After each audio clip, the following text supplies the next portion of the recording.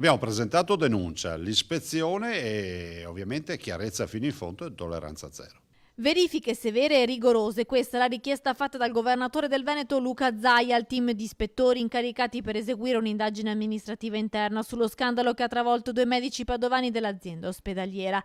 Il mandato è stato assegnato al servizio ispettivo dell'azienda sanitaria Zero. Gli ispettori regionali saranno un dirigente medico, un dirigente esperto in organizzazione e gestione delle liste d'attesa, un esperto amministrativo di contrattualistica del lavoro. La preoccupazione è proprio il fatto che la sanità del Veneto è una sanità molto importante, una sanità che ha sicuramente dei primati che tutti ci riconoscono, ha tra diretti e indiretti oltre 90.000 persone ci lavorano, 68 ospedali, 80 milioni di prestazioni sanitarie all'anno e 2 milioni di accesso al pronto soccorso. Allora, se c'è una mela marcia, ripeto, se c'è una mela marcia è giusto fare pulizia anche nell'interesse sicuramente del cittadino, del paziente e non ultimo di tutti quei lavoratori che si comportano onestamente nel mondo della sanità. Intanto i 2 medici sono ancora regolarmente in servizio nella clinica ostetrica ginecologica dell'azienda ospedaliera, ma possono continuare a svolgere la loro attività solo nell'ambito istituzionale e non più a pagamento all'interno dell'ospedale. Questo quanto deciso dal direttore generale Luciano Flor, che ha deciso lo stop dell'attività privata per il ginecologo Pietro Litta